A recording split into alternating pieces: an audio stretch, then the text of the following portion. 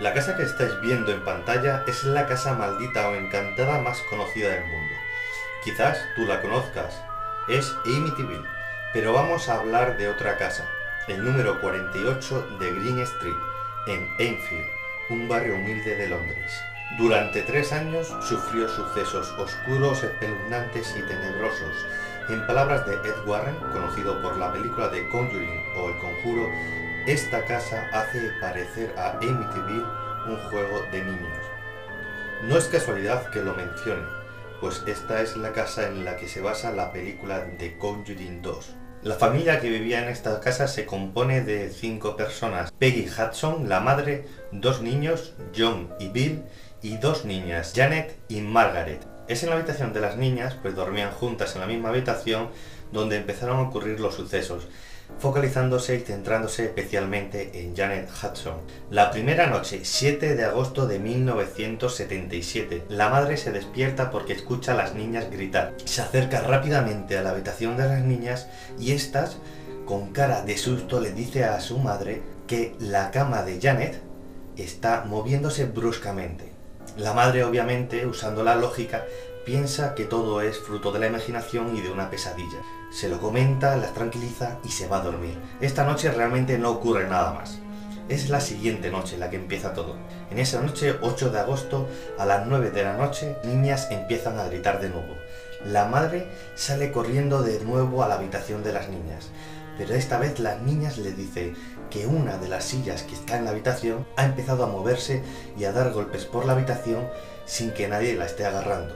La madre obviamente no cree nada de lo que dicen sus hijas, piensan que les está engañando, que es fruto de la imaginación de ellas. Es así que la madre coge la silla y, para tranquilizarlas, en el caso de que fuera una pesadilla, le dice a las niñas que se la va a llevar a la habitación, la silla, y así no le va a molestar más.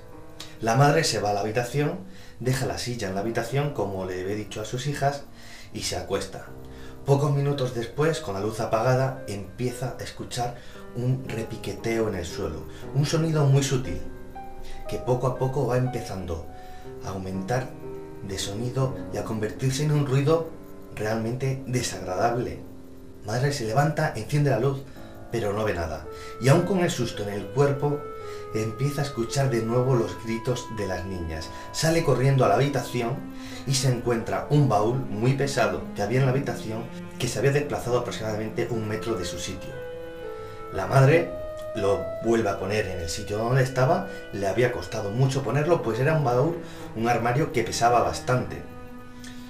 Empieza a hablar con las niñas para tranquilizarla y delante de las 3, de la madre y de las 2 hijas, el baúl, ¡paf!, se vuelve a mover de nuevo, 1 metro de distancia. Solo la madre y la niña, muy asustadas, recogen a los 2 niños y salen huyendo de la casa. Mientras salen corriendo hacia la calle, empiezan a escuchar golpes en la pared,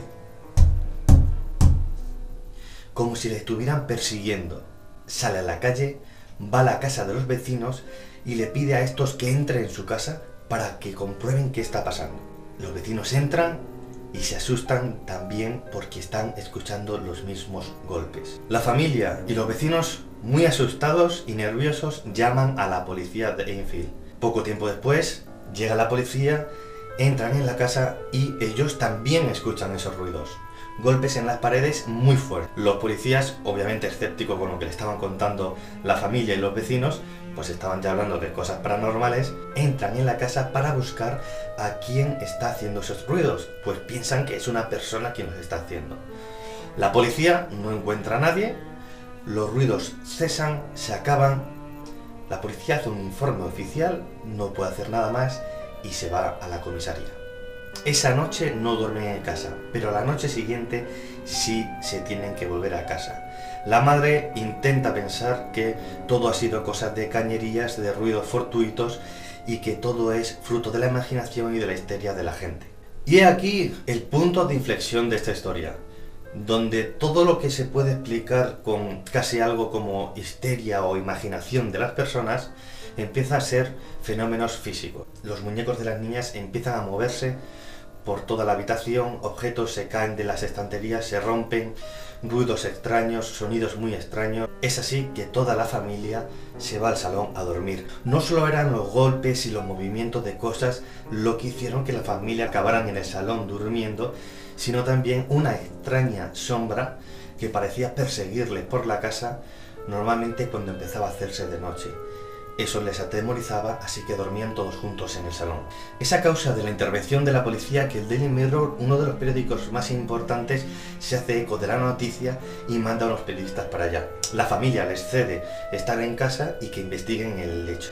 Los periodistas son obviamente escépticos a lo que está ocurriendo, no son periodistas que investiguen este tipo de cosas. Los periodistas también empiezan a vivir los sucesos, no solamente a vivir los sucesos, sino incluso a fotografiarlos. Una de las fotos más famosas que hay es de la niña siendo lanzada de la cama hacia afuera delante de los periodistas y de la madre.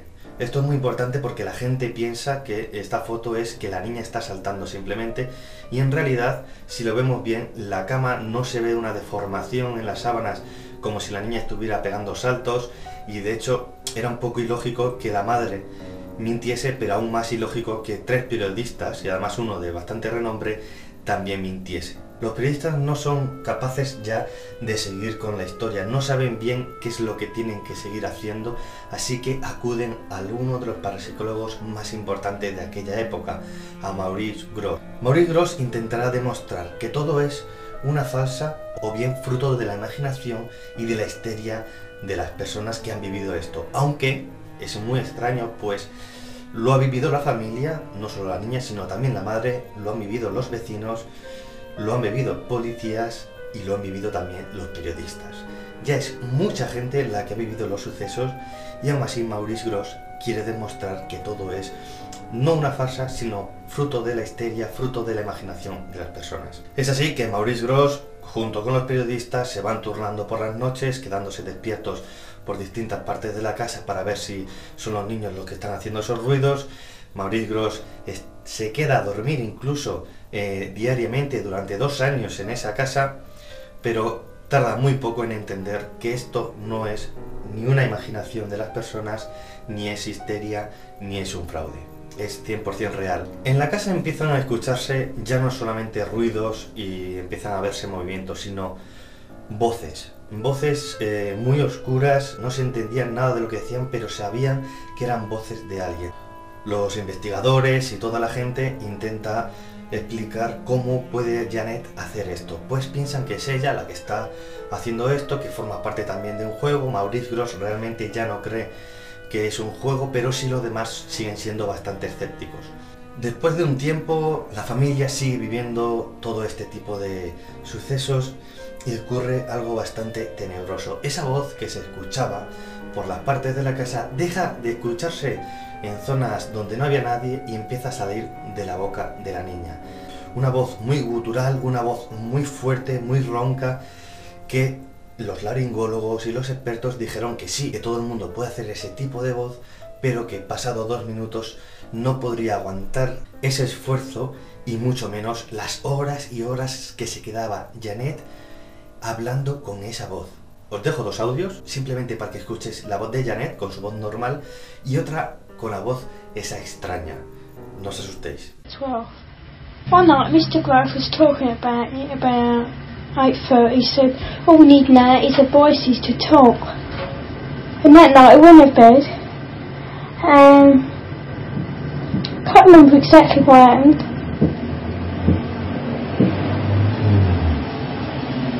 Hello. Hello. Wow. Oh, shit. Did you find to go to sleep and he's talking? Go to sleep, go to sleep, back to sleep. I go back again. Mr. Grosse! Quick!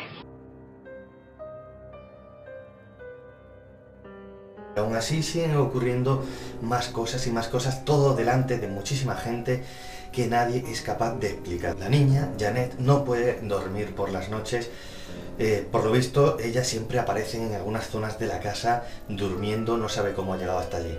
Los más escépticos piensan que es Janet la que hace esos movimientos, bien consciente o inconscientemente. Así que un médico le inyecta Valium, que es un tranquilizante bastante potente. No se lo toma en una pastilla, que es como se suele tomar, sino que se lo inyecta para que el efecto sea más fuerte. Le ponen la dosis suficiente para que Janet duerma tranquila durante toda la noche entera. Cuando estaban todos en el salón, hablando tranquilamente, intentando relajarse de todo lo que estaba ocurriendo, escuchan un ruido enorme en la casa. Suben rápidamente a la habitación de Janet, estaba ya sola, y se encuentran a Janet durmiendo encima de un armario totalmente inconsciente. El médico no se puede explicar cómo ha llegado hasta allí con la dosis tan alta que le había puesto de Valium. La niña Janet empieza a hacer dibujos muy extraños. Uno de ellos exactamente es una mujer vomitando sangre y debajo Janet escribe Wilkins. Una de las noches Maurice Grosse, el parapsicólogo, es capaz de ponerse en contacto directamente con el ente que ha poseído a la niña, a Janet. En ese punto Maurice Grosse le pregunta al ente quién es, y lo leo, y dice: justo antes de morir me quedé ciego y tuve una hemorragia, entonces morí en una silla, que es la que tenéis debajo de la escalera. Me llamo Bill Wilkins. Poco tiempo después, la hija de los antiguos propietarios de la casa llama a Maurice Grosse y le cuenta la historia de sus padres. El padre, que se llamaba Bill Wilkins, igual que había dicho Janet, había muerto efectivamente a causa de un paro cardíaco en la silla. Justamente en la silla que se había movido en la casa, justamente en la silla que decía el ente donde había muerto. Esto no lo sabía nadie, no lo sabían ni los periodistas, ni Maurice Grosse, ni la familia, ni siquiera la policía. La hija de los antiguos propietarios también le dice a Maurice Grosse que su madre había muerto ahogada en sangre por culpa de un cáncer que tenía en los pulmones, igual que lo que había dibujado Janet. A lo largo del tiempo, pasado aproximadamente un año, los Warren, que los conoceréis como he dicho al principio de la película The Conjuring o El Conjuro, aparecen en la casa con un sacerdote, se quedan durante un tiempo allí y es un sacerdote el que hace un exorcismo a la casa, consiguiendo que amortigue los sucesos. Durante más de 2 años la familia ha vivido estos sucesos, lo han pasado realmente mal y es cuando consiguen algo de dinero a través de sus ahorros para mudarse a otra casa. No es una historia que acabe en final feliz, de hecho el hermano pequeño muere años después por culpa de un cáncer. La familia empieza a tener problemas y Janet siempre y a día de hoy sigue asegurando que sigue viviendo sucesos paranormales en su propia vida, no con la fuerza que antes, pero sigue escuchando voces, sigue moviéndose cosas y sigue viendo cosas extrañas a día de hoy, porque Janet obviamente sigue viva. A mí siempre me han parecido interesantes estos temas y me hubiera encantado alguna vez en mi vida o en el futuro vivir alguno de ellos. Pero la pregunta es: ¿vosotros dormiríais una noche en esa casa? Dormir bien.